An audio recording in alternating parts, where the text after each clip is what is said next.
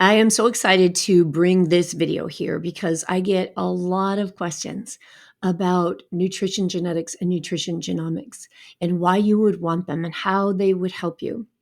And I was on a coaching call with a group of my clients, and it started off with a lot of expression about how overwhelming and frustrating nutrition advice is because we get bombarded with it, especially after a breast cancer diagnosis. We can become very concerned about what is safe and what is right and what helps us and what's best for us. So we start looking and we start going to all the summits and listening to all the calls and watching all the videos, and we leave even more confused. Should I be a vegan? Should I be a carnivore? Should I be vegetarian? Should I take supplements? All of these questions become so overwhelming that what I see happen most often is either doing way too much and spending a boatload of money on programs and supplements, or just completely freezing and saying, I cannot make a decision. I don't know. I'm so confused and doing nothing. So I thought I would make this video because in my journey since my stage 4 breast cancer diagnosis, which was now 3.5 years ago when I discovered that my body had so much cancer. And now I have one active lymph node 3.5 years later. And I credit all the things I do, my standard of care treatments and therapies, along with my lifestyle program. But even as I went through the process of figuring out what the right path was for me, I dealt with a lot of confusion and overwhelm. I finally landed on committing myself to following the metabolic approach to cancer as it was laid out by Dr. Nasha Winters. I studied with her. I'm still in that community and studying and learning more in that community all the time. And a part of what I learned there was Dr. Winters, I think was one of her most famous quotes, test, assess, don't guess. And I think that's what really led me down that path. I did not want to guess about what would work for me. It was too scary. It was too overwhelming. It was too much. And it was really expensive. And I was taking all kinds of stuff. And at times, my tumor markers were getting higher. My labs were looking worse. And I was thinking, why am I spending literally hundreds of dollars a month on supplements and I'm not improving? What am I doing wrong? And then as I got educated through Dr. Winter's program, and I understood how to look at labs through a functional and metabolic health perspective, and we started to look at nutrition genomics, and it started to make sense to me. These pieces of the puzzles, taking Dr. Nasha's Terrain 10 and understanding what people were being impacted by right now in their lives, seeing how that reflected in their lab work, and then getting this piece of the puzzle, their nutrition genome, and understanding what their genetic predispositions were and how their current or lifestyle practices up to this point were affecting the ability of those genes or the propensity for those genes to express themselves. And when those genes were expressing themselves, these people were seeing some detrimental effects in their labs and in their health.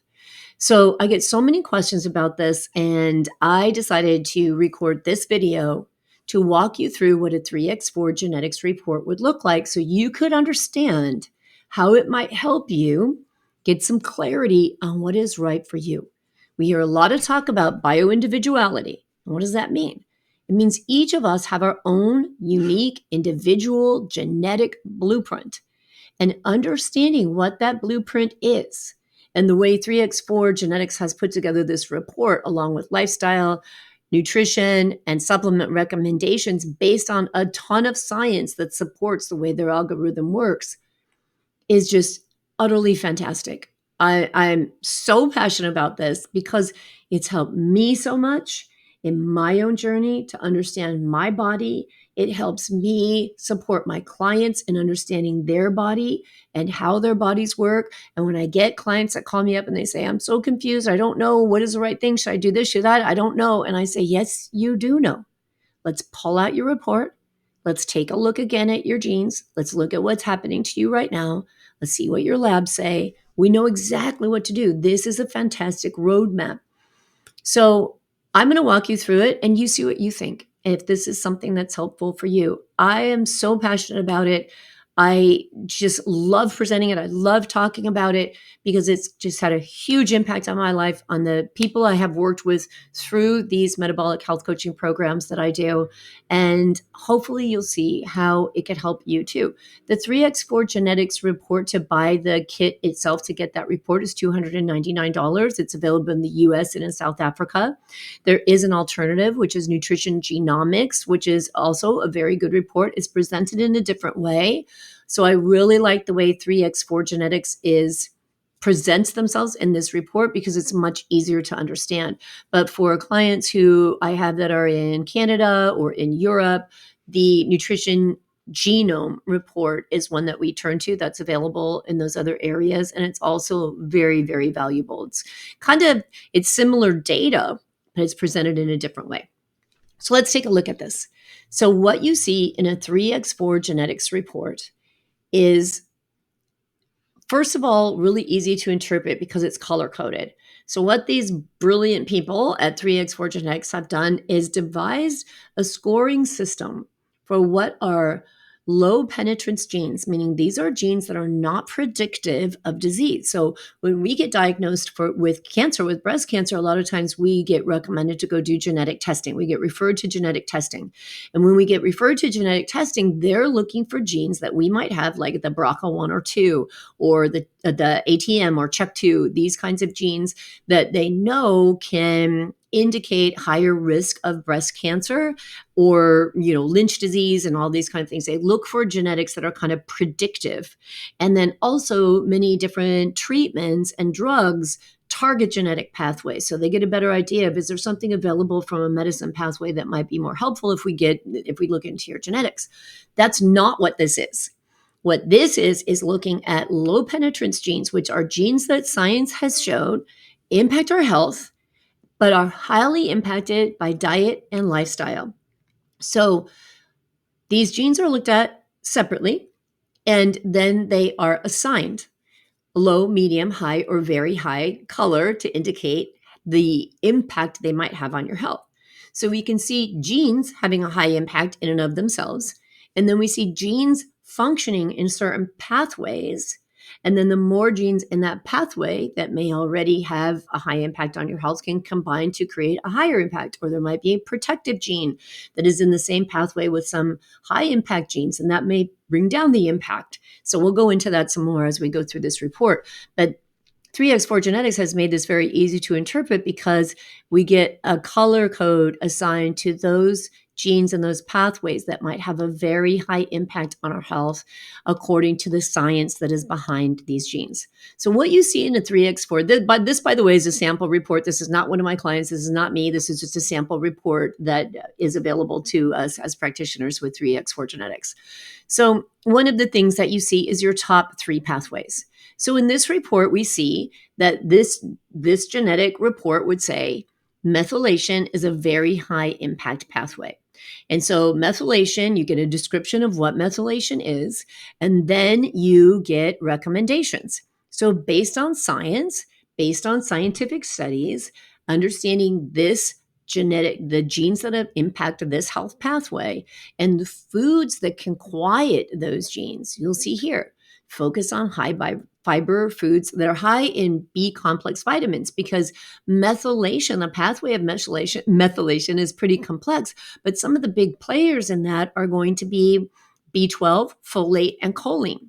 And then some of the genetics that can have a big influence on that are your NTHFR genes. And then we have some protective genes that might benefit us in this pathway as well. So in a 3x4 Genetics report, you will see your top 3 impact pathways.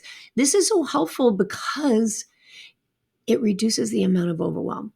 Let's face it, genetics can be complicated, big, long, scientific, weird names. We don't want to be genetic, research or something necessarily. We just want to understand how our body works and what the most impactful things we can do to support our health might be. So important to keep in mind when we're looking at these high impact pathways, we're thinking if we support these pathways and we quiet the expression, right? Because you've got genes express themselves. But Diet and lifestyle can quiet the expression of genes that, when they express themselves, they stimulate certain activities in the body that can result in health consequences we don't like, or things like fatigue or anxiety. They can have effect on hormones and enzymes and proteins and the way that we make them. So when we say expressing themselves, it's kind of the product of what that gene can create. If we can look at these high impact pathways and adopt the lifestyle recommendations to quiet them, they'll have that trickle down effect and help make our overall body healthier.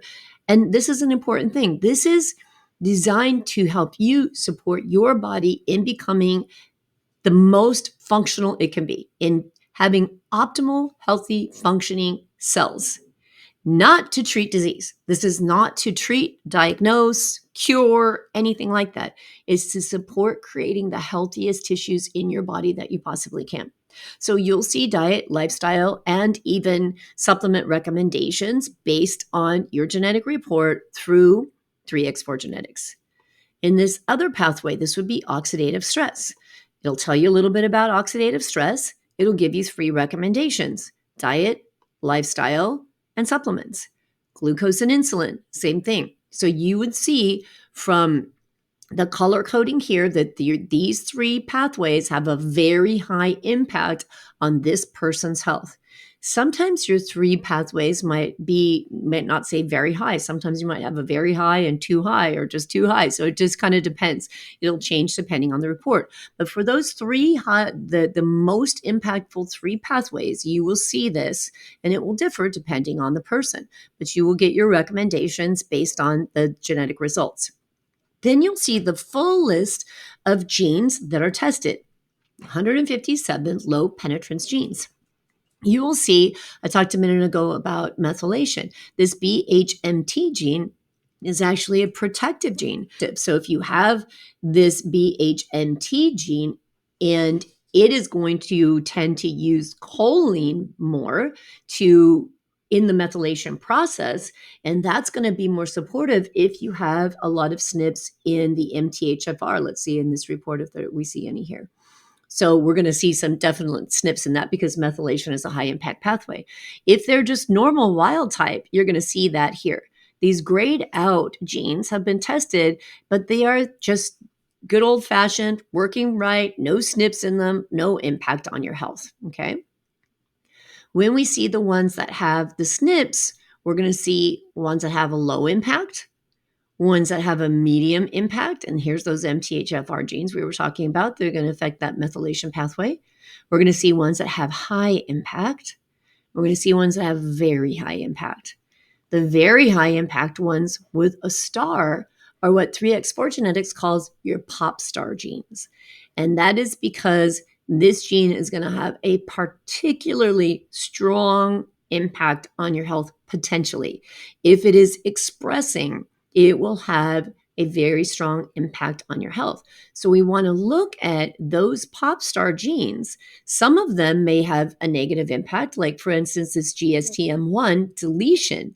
In this report, we see that this gene is completely deleted. And this is an important gene in the phase 2 detoxification pathway. So we see up here, if we go back to strong impact or high impact pathways, that oxidative stress is a very high impact pathway. And what is oxidative stress but having basically, at the most fundamental, simplest description, having a cell that's overwhelmed with free radicals. And that means that if we have more toxins in our body, right, we're going to have more free radicals. And if that's overwhelming our body, then we're going to have more oxidative stress. So this GSTM1 deletion plays a really significant role in our liver's ability to effectively go through the phase 2 detoxification process. Now, you may also see different reports often have a pop star gene that's really beneficial to the person. And then it goes into more detail later in the report. And that's a really good thing to check out also. Some of these genes that are very high are going to have an impact on our neurotransmitters and the breakdown of our neurotransmitters. And again, that's going to lend itself to more potentially, because just because it's your genes does not mean it's going to be expressing does not mean you're going to be having the symptoms of that gene, right? This TCF7L2 is going to have an impact on that glucose and insulin pathway. And I think we saw that as a high impact pathway up here, right? Yep, glucose and insulin. So these are important things to see. Now, when you have a practitioner go over this, they're not going to go over every single gene. We're going to look at the high impact, the 3 most impactful pathways, and go into some detail about what genes are in those pathways so that we can talk about what you can do to quiet down, decrease the expression of that if it's potentially having a negative impact. But you have this list, which is super beneficial because you can take all of these names of genes and go to Google and say, hey, what does the FDS1 gene do? Right? And you can look it up yourself. You can go to ChatGPT and get lots of information. So this will be your reference. Then you come into these pathway-based results, which is going to show you this lovely color-coded kind of bar graph. Again, paying attention to the purple, very high is this color purple, and high impact is going to be this more bluish purple, and then medium impact is the green, and the yellow gold is going to be low impact. It's still saying there's some SNPs in these pathways. This first one is just looking at cells themselves, right? So SNPs that may be having an impact on at a cellular level. And then in these systems is where these cells come together to create pathways that affect the function of these systems, and that these may have a different impact on your health. Okay, so you see information on the cardiovascular system, the energy system. This one is uber fascinating because it's talking about, which we'll go into detail in a minute, but it'll look at how your body stores and uses energy and how you respond to exercise, what kinds of exercise are good for you based on your predisposition genetically to have injuries in your soft tissue. You can see this report. This person would have a very high likelihood of injury to soft tissue, most likely because the genes that they have could cause less or lower quality connective tissue, soft tissue, and that puts them at more of an opportunity to have injury. Then we move into the cellular overview where you see these fantastic graphics. You get a brief explanation of what each of those graphics means. And the wonderful thing, I mean, this team at 3x4 Genetics has done a hell of a job creating this information because everyone has a different report and these images change depending on that person's genetic report, which is really cool. So again, you're going to see these numbers, which indicate these are not random numbers. This is saying that these pathways, or in this case, this cellular overview, the cells that function in this methylation process are the number one. They're going to have the highest impact. And so these numbers aren't randomly assigned. They're assigned based on impact. So you can see that even though you have this bright color purple in both oxidative stress and methylation, methylation is going to be the priority. It's going to have the highest impact, even more so than the oxidative stress pathway. You'll see these images and it'll indicate, you see these little black dots here. And if someone is more, if this was in purple, let's say, you would see more of these black dots in this image. But because this person, all of these little red and orange guys, right, are oxidated, indicating toxins and oxidative stress. So you can see in this image that this person is going to have a tendency to just get those cells bombarded with toxins. And you see here in this detoxification pathway that, again, this is a big player in that pathway, the GSTM1 deletion. So in this report, and as the practitioner reviews it, I will tell my clients, here are the lifestyle things we can do. So there's a little summary of it here. For instance, this person is going to want to increase these cruciferous vegetables because once we eat those cruciferous vegetables, they go into our body, we chew them, we metabolize them, then our body makes sulforaphane, and sulforaphane is a super powerful antioxidant. So you'll get the little summary for each of them. You'll move into the systems and cardiovascular overview. When you see this report, you will see the different systems that are affected, again, by color coding and by number. And a little synopsis of things you can do to support yourself in this area. And then the ones with the solid background are system related. And then page 2 kind of goes with this. And the one with the white background are more cardiovascular related. So you can see here that this report is indicating this person is prone to having high cholesterol. They're prone to having, there's a likelihood that they are more easily prone to having blood vessel damage, and also that they are not likely to have blood clotting based on their genes.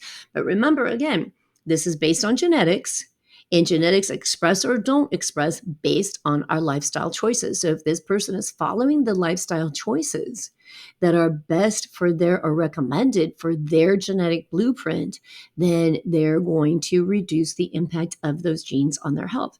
This person sees high impact in both the bone health and the collagen and joints. So something they want to pay specific attention to. As we move into energy overview, I love this. We see appetite, satiety, and intake. This is driven by your genes.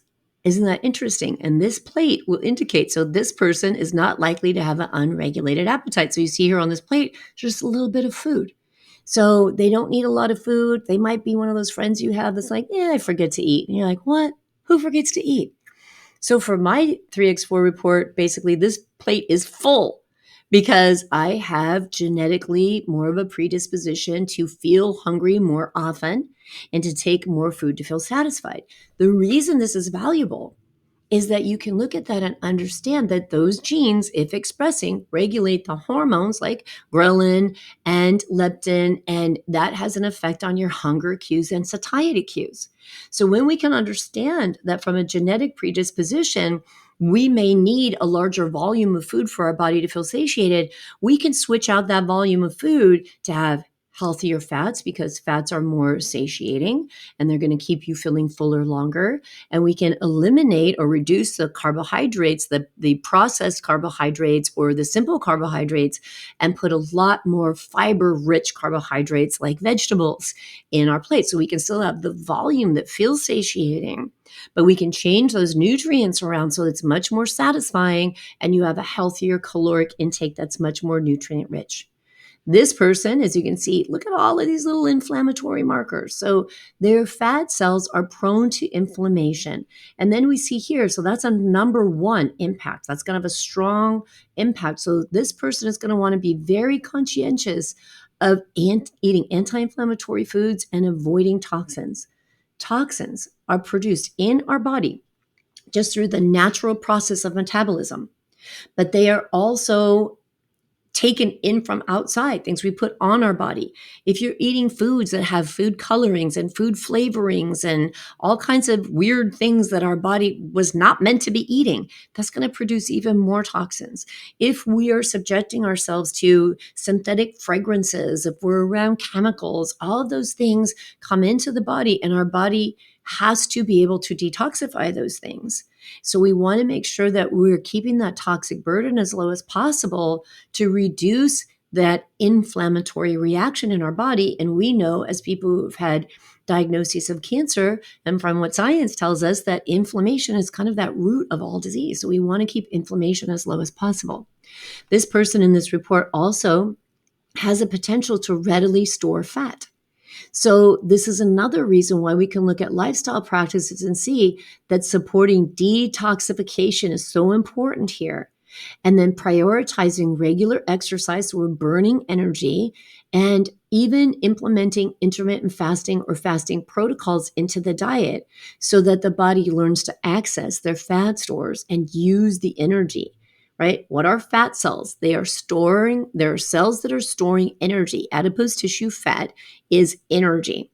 And we want our body to access that energy and use it so that we're using up those fat stores instead of just constantly putting food in for more energy and more glucose in our blood.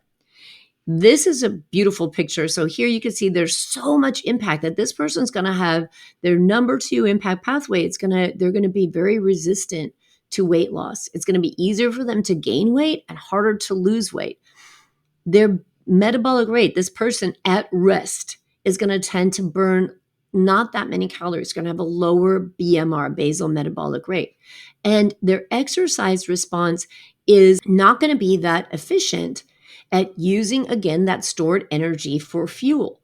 So this person, based on the way they use energy in their body, is going to have to be very focused on food, on nutrient intake, and then on the proper way of exercising. So we can see here that their genetics predispose them. They have a higher likelihood of getting injured. So their practitioner, when going through this, would explain to them what genes are going to have an impact on that. Here they have a low to normal training response. So that means that it's going to take a little bit more time for their body to respond to exercise.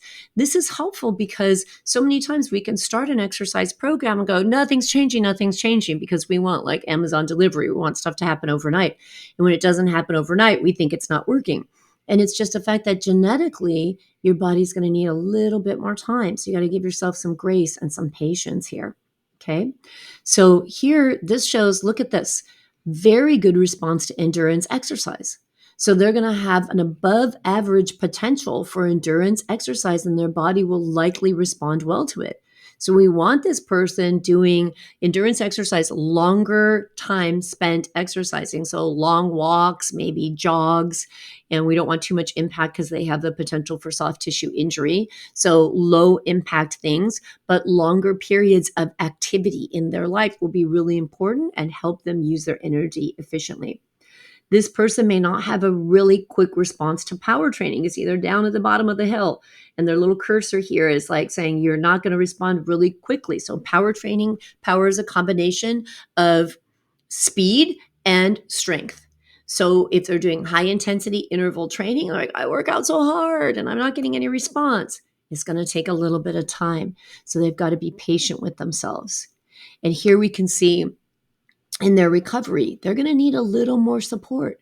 So if we have this idea in our head that I got to exercise every single day, and then you exercise all this time and you don't give your time body to recover adequate time based on your genetic needs, then you might be increasing inflammation in the body and doing yourself a disservice. So you can see in this image, this little calendar here is going to say, hey, it's a good idea that every now and then, you can see there's a couple of days in between the green circles, and the green circles would be exercise, the X's would be recovery, so that they would probably see a better response from exercise if they give themselves more recovery days. And recover doesn't mean sedentary. It means go for longer walks, gentle exercise. So if you're doing high intensity interval training or strength training on those green circle days, on the red X days, do yoga, do walking, right? Something that's more gentle, and it's called active recovery. The report goes into nutrients and how your body uses these nutrients and what nutrients it may respond well to and which nutrients it may have more trouble utilizing and absorbing. And this helps us, or absorbing and utilizing, kind of the same thing, but this helps us understand how to construct a diet that will work for that person based on their genetics and give them the nutrients they need from food. We go into looking at possibility for gluten sensitivity, vitamin D, which is hugely important to have this hormone/vitamin at optimal levels in our body, especially we're in the cancer cohort, but it's super important for supporting our immune system. Looks at our sensitivity to salt and our need for vitamin C and vitamin B12. So this is an overview of what you can expect to see in your 3x4 genetics PDF report. And so this just is kind of the end of it here. But this helps us to understand how your body works, what your body's needs are. So if this person here needs more, where were we at? B12. If this person here needs more B12 because they've got a pop star gene in there and they are going to absorb it and transport it less, look at this plate. They're going to want some more high quality, wild caught, grass fed, good quality animal proteins, animal foods, because animal foods are where we get B12, other than supplements, but supplements are never going to be as effective as food. So this helps to see what this person might need in their diet. So if you looked at a person like this and this person was a vegan, that might not be the best choice nutritionally for their health. And then what I do with my clients is we look at these 3x4 genetic reports, and then we look at their labs, because then we can see from the labs what is out of range and how their genetics might be expressing themselves and creating problems currently. So in someone like this, if they weren't following a diet that was right for them or designed for them based on their genetics, they may see some nutrient deficiencies in their labs. So That's an overview of what to expect. And then, of course, anytime a practitioner goes over it, they go into more detail and summary on exactly how to construct a plan, a program, and understand your genetics and which ones specifically we want to target so that it's not too overwhelming. But I hope you can see from that that understanding your genetic blueprint is of incredible value when it comes to turning down the noise around you, to wondering, is that good for me? Is that good for me? Should I try this? Should I try that? Should I buy these supplements? Should I buy those supplements? You can turn back to your genetic blueprint. You can look at what it tells you that your body needs. You can work with your practitioner to see that functional perspective on your labs, that these labs are not being looked at to diagnose disease or medical needs, but they're being looked at to understand where there might be deficiencies, where there might be inflammation, where your genes might be expressing and creating an issue in your body now. And that, along with Dr. Nasha Winter's Terrain 10 assessment, which you can take on my website as well. Just go to shop and then you'll see a little banner that says take the Terrain 10 assessment, helps us to understand how your genes are expressing now. So I think this stuff is amazing. I love it. I could talk about it for hours, but I just wanted to give everybody an insight on what this report reveals, how it's specific to you, and how it can help give you confidence in understanding the lifestyle choices you're making are the lifestyle choices that your specific, unique, special body needs and not what someone else's needs. So when we hear all this conflicting information, it's not necessarily wrong, right? Plant forward diets are great. And maybe some people need more paleo-ish diet, you know, how many people need more fats? Are you processing fats? What is going to happen when you put these foods in your body? When you understand that, you can understand that you can take pieces from all of the great advice from all of the healthy lifestyle plans that are out there and put it together in a way that serves you and eliminate the guessing. All right. I'd love to hear from you. You can find me on Facebook and Instagram as the Breast Cancer Recovery Coach, Laura Lummer. You can check out and subscribe to my podcast, my YouTube channel where you see the podcast, and that is the Better Than Before Breast Cancer podcast. And every Tuesday, I do a Tuesday Terrain Talk where I talk specifically about something that we can do to support our metabolic health. And that's what this is all about, is supporting your metabolic health, the health of the terrain of your body so you can function as optimally as possible and experience the best possible health that you can achieve. All right, I'll talk to you soon.